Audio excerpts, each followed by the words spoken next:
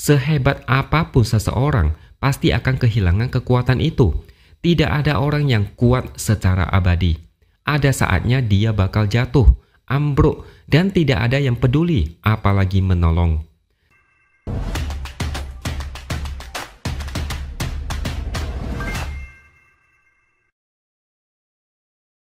Halo, bertemu lagi dengan saya, X Hardy, di Opini Siwor.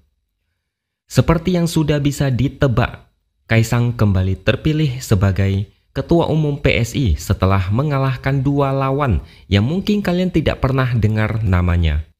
Ketika ada kontestasi di mana orang-orang yang sudah tahu pemenangnya, maka itu sangatlah memalukan. PSI berlagak demokratis dan ingin menjadi partai super terbuka, tapi terbuka pada pihak-pihak tertentu dengan kedok yang disembunyikan. Dengan demikian, Kaisang akan memimpin PSI kembali sampai tahun 2030. Bahkan Kaisang sangat percaya diri mengatakan PSI di tahun 2029 nanti akan menjadi partai yang sangat diperhitungkan. Sementara itu, Jokowi juga makin jelas, makin merapat ke PSI setelah dia mengatakan akan full mendukung PSI. Jokowi akan bekerja keras mendukung PSI. Sampai saat ini, Jokowi masih bermain tarik ulur dalam menentukan partai politik mana yang akan menjadi kendaraan politiknya. Meskipun Jokowi tidak punya pilihan lain selain bergabung dengan PSI, tapi dia terkesan masih malu-malu kucing. Tidak ada partai lain yang mau menampung kecuali PSI. Hanya PSI yang rela mengemis, bersujud, bahkan menangis, merengek, memohon supaya Jokowi ikut bergabung. Kalau menurut saya, Jokowi sedang melihat perkembangan PSI. Mungkin Jokowi baru akan resmi bergabung jika dia melihat PSI sudah semakin besar dan berkembang. Malu dong sekelas Jokowi menjadi petinggi partai kecil yang mau mengapung saja masih susah payah. Seandainya PSI partai besar, mungkin dari dulu Jokowi sudah ikut bergabung. Jokowi untuk sementara berdiri di pinggir, mendukung dari luar sambil menunggu waktu dan kesempatan yang tepat. Ada sentimen negatif kalau dia bergabung sekarang. Narasi partai super terbuka yang baru-baru ini digaungkan PSI akan hancur seketika. Anak menjadi ketua umum, bapak menjadi ketua dewan pembina. Orang dungu pun akan tertawa sampai sakit perut melihat kombinasi anak bapak menguasai partai terbuka. Jokowi yang memutuskan mendukung PSI ternyata memiliki efek samping. Di balik ini ada Projo yang mungkin agak kecewa. Dulu ada wacana Projo akan berubah menjadi sebuah partai politik. Projo bahkan sangat kebelet menggait Jokowi untuk ikut bergabung. Projo berharap dengan bergabungnya Jokowi, maka Projo akan kecipratan kekuatan politik dan mimpi mereka akan menjadi partai besar. Tapi sayang, wacana itu tidak pernah terwujud sampai sekarang. Tidak ada kejelasan kapan, bahkan bisa jadi Projo tidak akan pernah menjadi partai politik. Akhir tahun lalu, Jokowi pernah merespon isu Projo yang bakal menjadi partai politik.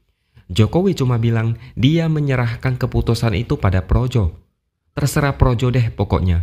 Saat ditanya lebih lanjut tentang harapannya terhadap Projo, apakah akan menjadi partai politik atau tetap menjadi kelompok relawan, Jokowi menyerahkannya kepada Projo. Lagi-lagi terserah Projo. Ketika ditanya lagi apakah ada pesan kepada Projo, Jokowi bilang enggak ada pesan. Mungkin Jokowi sudah lelah dengan Projo, atau merasa sudah puas mendapatkan keuntungan politik dari Projo dan Projo tidak lagi penting di mata dia saat pensiun. Secara logika, kalaupun Projo meresmikan diri sebagai partai politik, Jokowi tidak akan pernah mau bergabung. Sekelas PSI saja tidak bisa lolos ke Senayan, apalagi partai yang baru seumur jagung. Jokowi memang butuh kendaraan politik, tapi lihat juga kendaraannya. Kalau kendaraannya masih rentan mogok, Jokowi tidak akan mau menumpang. Dengan mengaku full mendukung PSI, Jokowi sama saja mengecewakan Projo yang sejak dulu mengincar Jokowi. Mungkin Projo mengaku tidak masalah, tapi di balik layar belum tentu seperti itu. Kalian pasti masih ingat ketika Projo ngambek, tidak dapat balasan setimpal karena sudah mendukung Jokowi di 2 pilpres. Mereka mengaku akan membubarkan diri. Ketika ketua umumnya Budi Ari diangkat menjadi wakil menteri, Projo mendadak tidak jadi dibubarkan. Ternyata isunya adalah kecewa tidak dapat kursi empuk setelah berkeringat mendukung Jokowi. Saat ini Projo tidak bisa mencengkram Jokowi. Apakah akan kembali kecewa? Projo tanpa Jokowi, apalah artinya Projo? Apakah mereka akan kecewa dan memilih meninggalkan Jokowi? Projo harus sadar, Jokowi pasti lebih mendukung anaknya sendiri. Kaisang paling tidak beruntung di dunia politik, terutama karena istrinya pamer berlebihan saat naik jet pribadi ke Amerika. Dia menjadi kartu mati, dibully dan dihujat sampai mental. Rapor buruk Kaisang sudah tidak bisa diperbaiki. Maka mau tidak mau, Jokowi harus turun tangan membantu anak bungsunya, supaya bisa seberuntung Gibran dan menantunya yang di Medan. Jokowi itu orangnya sangat sayang dengan keluarga, bahkan dia rela melakukan apapun demi mereka. Aturan dihajar dan diutak-atik demi keluarga. Jokowi tidak akan tenang sebelum melihat semua anaknya sukses. Peduli amat dengan rakyat dan negara ini, keluarganya nomor 1. Dan gilanya, pendukungnya masih buta mata dan hati. Bisa-bisanya mereka bangga mengatakan Jokowi hanya memikirkan rakyat tanpa pamrih. Pantas saja Jokowi tertawa senyum melihat kebodohan mereka. Terlalu gampang dipengaruhi dengan senyum dan topeng palsu. Projo kalau merasa tersingkir, ya wajar-wajar saja.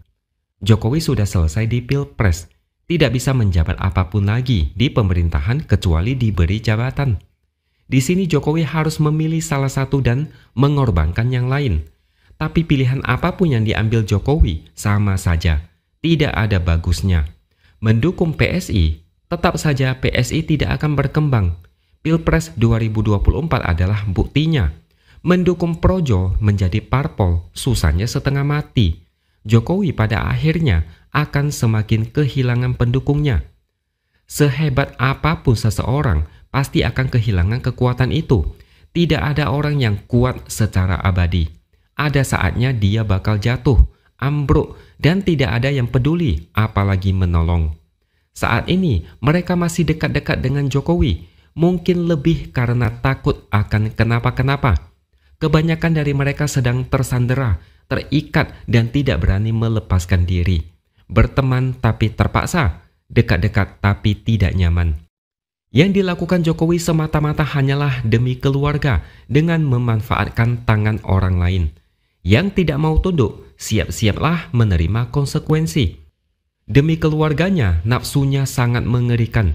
Gara-gara satu nama Jokowi, politik satu negara ini menjadi amburadul. Konstitusi dibongkar pasang seenak kemauan sendiri. Meski rakyat sudah teriak sampai mulut berbusa. Jokowi mana peduli. Pada saatnya nanti dia akan ditinggalkan. Saat itulah Jokowi akan paham gimana rasanya dikhianati dan diserang balik.